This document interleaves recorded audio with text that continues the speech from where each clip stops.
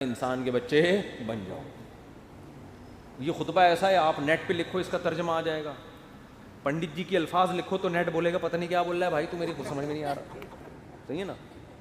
وہ پنڈت جی سے ہی پوچھنے پڑیں گے. میں تو گیا تھا پنڈت جی سے پوچھنے کے لیے بھائی کچھ بتاؤ, لیکن میں نے کہا وہ پھر ناراض نہ ہو جائیں. پنڈت مہاراج تھے وہ, پنڈت جی تھے بھی نہیں. پتہ نہیں مہاراج میں پنڈت جی میں کیا فرق ہوتا ہے. وہ ان کے مفتی اعظم ہوتے ہوں گے شاید پنڈت, اور مہاراج نارمل مولانا ہوتے ہوں گے, تو شاید یہ ہوتا ہو, واللہ عالم. خیر, پھر اللہ نے کیا فرمایا دوسری آیت جو پڑھی جاتی ہے, یا ایھا الذین آمنوا اتقوا اللہ وقولوا قولا سدیدا, ایمان والو اللہ سے ڈرو اور ہمیشہ سیدھی سیدھی بات کیا کرو. کیا کیا کرو؟ یہ نہیں کہ سچی بات. قولوا قولا صادقا نہیں کہا اللہ نے, قولوا قولا سدیدا. سدیدا کا مطلب سیدھی سیدھی, ٹیڑھی میڑھی آڑے ترچھے نہیں چل باتیں نہیں کیا کرو. اس سے فائدہ کیا ہوگا؟ یصلح لکم اعمالکم, تمہارے اعمال کو درست کر دے گا. یہ میاں بیوی کو سمجھایا جا رہا ہوتا ہے کہ ابھی سے نا سیدھی بات کرنا سیکھو. ٹوپیاں گھمانا, شوہر بیوی کو ٹوپیاں, بیگم میاں کو, پوری زندگی کس پہ چلتی ہے؟ ٹوپیوں پہ. سیدھی بات کرتے ہی نہیں. سسرال سے الگ آڑی ترچھی باتیں, سسرال والے داماد سے الگ, بیٹی سے الگ. گھروں میں جو آگ لگتی ہے وہ سیدھی باتیں کرنے سے لگتی ہے, آڑی ترچھی باتیں کرنے سے. جھوٹ پلو گھماتے ہیں باتوں کو, صحیح بات ہی نہیں کرتے. تو اس سے کیا ہوتا ہے؟ اعمال خراب ہونا شروع ہو جاتے ہیں. جب آدمی کو پتہ ہوتا ہے نا مجھ سے کوئی پوچھے گا تو مجھے سچ بولنا پڑے گا, تو وہ کام ہی ایسا نہیں کرتا کہ جواب دہی ممکن نہ ہو اس کے لیے. تو یہ میاں بیوی کو تمیز سے نصیحت کی جاتی ہے. اور پھر حدیثیں پڑھی جاتی ہیں, النکاح من سنتی, نکاح میری سنت ہے. فمن رغب عن سنتی فلیس منی, جو میری سنت پہ نہیں چلے گا وہ مجھ سے نہیں ہوگا. دولہا کو حوصلہ افزائی کی, تو بیٹا زندگی میں پہلی دفعہ کوئی انسان ڈھنگ کا کام کر رہا ہے, تو نبی کی سنت کو بولتے کیوں نہیں بھائی, زندہ کر. اور اتفاق کی بات ہے دوسری شادی میں بھی یہی خطبہ ہے, تیسری میں بھی اور چوتھی میں بھی. کیا مطلب؟ دوسری میں بھی اس کو اپریشیٹ کیا جاتا ہے, سنت کر رہا ہے, تیسری میں بھی چوتھی میں بھی. سمجھتے؟ یہ ویسے ہی درمیان میں نالج کے لیے ایک بات آ گئی تھی. میں آپ کو بتایا اس ٹاپک پر آج کل بالکل بھی نہیں بولتا. تو آگے اللہ تعالیٰ آگے کیا حدیث میں جو خطبے میں پڑھا جاتا ہے, قال النبی صلی اللہ علیہ وسلم تزوجوا الودود الولود فانی مباہی بکم الامم. ایسی عورت سے نکاح کرو محبت کرے اور تمہیں اولاد زیادہ دے, میں قیامت کے دن تمہاری کثرت پہ فخر کروں گا. میاں بیوی کو سمجھایا جاتا ہے نسل مت روکنا, تمہارا ملاپ پائیدار, کامیاب, خوشیوں بھرا اور آخرت میں ترقی کا سبب جبھی ہو سکتا ہے جب تم دونوں اولاد کی کثرت چاہو. شروع میں ہی چاہتے ہیں کہ ہمارے اولاد نہ ہو, اس کی بھی نفی کی گئی.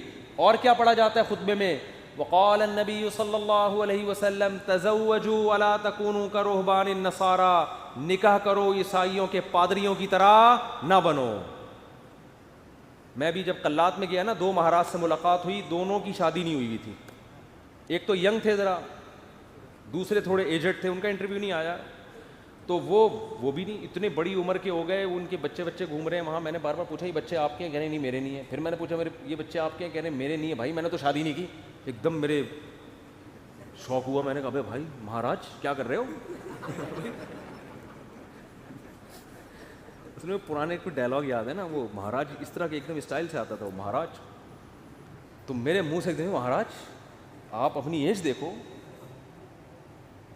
تو کیسے ہی گزارا ہو رہا ہے. تو انہوں نے کہا بھائی ہم جو مندر کے لیے قربانی دیتا ہے نا, پھر اپنے پرانے والے مہاراج کی انہوں نے مجھے تصویر دکھائی, یہ میرے پیر تھے, ان کا میں نائب بنا تھا.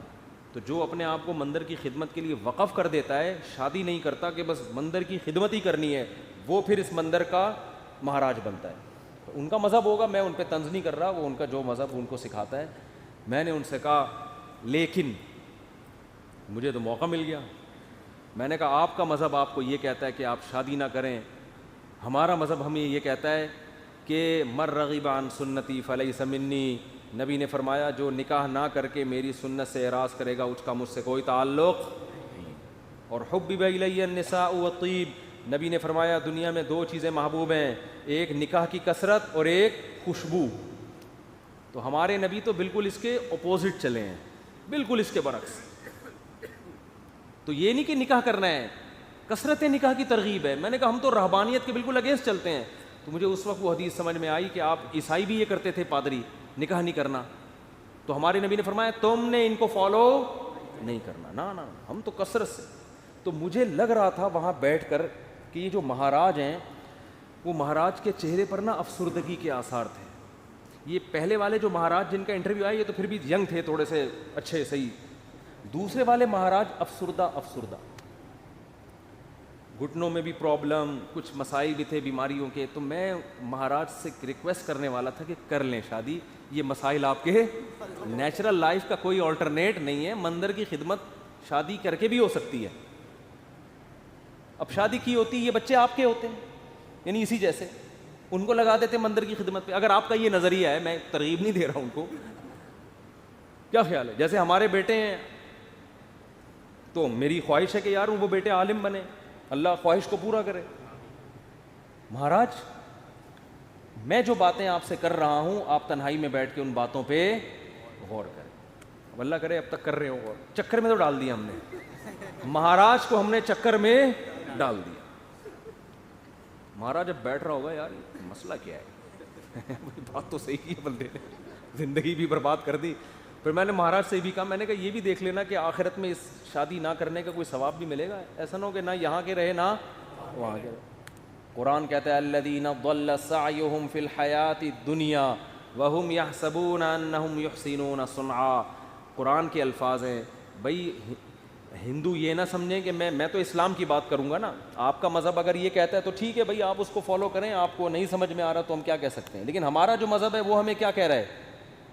وہ یہ کہہ رہا ہے کہ الذین ضل سعیہم فی الحیاۃ الدنیا. کچھ لوگ دنیا میں ایسے ہیں کہ جن کی کوششیں برباد ہو جائیں گی دنیا میں، حالانکہ وہ یہ سمجھ رہے ہیں کہ وہ بہت اچھا کام کر رہے ہیں. دیکھو ایک آدمی غلط کام کر رہا ہوتا ہے، غلط کو غلط سمجھ کے، اس کو پتہ ہے بھائی چرس پینے کا آخرت میں کوئی ثواب ملے گا، اور چرسی کو امید بھی نہیں ہوتی.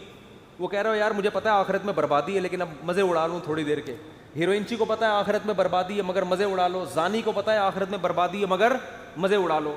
لیکن کچھ لوگ ایسے ہوتے ہیں جو بڑی محنت کر رہے ہوتے ہیں، اپنی حلال خواہشات کو بھی قربان کر رہے ہوتے ہیں، اور وہ سمجھ رہے ہوتے ہیں آخرت میں مل جائے گا بدلہ. اللہ کہتے ہیں نہ دنیا میں ملے گا اور نہ آخرت. کیونکہ پیپر جو اللہ نے بنایا ہے نا اس کو فوکس کرنا ہے آپ نے. پیپر فزکس کا ہے اور آپ ریاضی کے مشکل ترین سوالات لے کے بیٹھ گئے، اور جو فزکس کا آسان سوال تھا اس کا آپ اس کو حل نہیں کر رہے.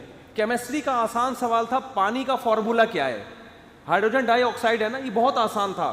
آپ کہہ رہے تو بہت آسان ہے یار یہ نہیں حل کرتا مجھے اصل میں ایک فزکس کا ایک بڑی پیچیدہ ایکویشن ہے اس کو میں حل کر سکتا ہوں. اس کو بیٹھ کے آپ نے حل کرنا شروع کر دیا. عقل مند کہے گا بھائی تیرے سے جو پوچھا گیا ہے اس کو تو فوکس کر، جو سوال پوچھا نہیں جا رہا اس کا جواب کیوں دے رہا ہے. اب آپ جواب میں کہیں یار دیکھو میری اتنی محنت کر کے میں نے فزکس کی اس ایکویشن کو حل کیا ہے، میں یہ سوچ بھی نہیں سکتا کہ ممتحن اور ایگزامینر میری اس محنت کو ضائع کر دے. یقیناً 100 نمبر دے گا. اس سے کیا 100 نمبر تجھے ہائیڈروجن ڈائی آکسائڈ لکھ دیتا مل جاتا ہے. آپ کے اتنے آسان سوال کے 100 نمبر نہیں ہو سکتے. یہ دلیل صحیح ہوگی؟ نہیں یاری بات میرا خیال ہے. اور بھائی یہ دلیل بالکل غلط ہوگی کہ اب یہ نہیں دیکھا جاتا کہ سوال مشکل ہے یا آسان. ہم نے دیکھا نا یوٹیوب پہ ایک ہندو کرالنگ کرتا ہوا پتہ نہیں دلی سے یو پی جا رہا ہے یا کہاں جا رہا ہے، لیٹ کے کہہ رہا ہے بھائی یہ پتہ نہیں کون سے بھگوان ہے جس کی روح خوش ہو جائے گی اس سے. تو آپ محنت بہت کر رہے ہیں، اس کا رزلٹ کیا ہے؟ 0. نبی صلی اللہ علیہ وسلم کو اطلاع ملی نا کہ ایک پیدل حج کرنے جا رہا ہے کوئی، منت مانی بھی اور طاقت بھی نہیں تھی. آپ نے فرمایا اللہ کو اس کی ضرورت نہیں ہے کہ تم اپنے آپ کو اس مصیبت میں ڈالو، یہ تو تمہاری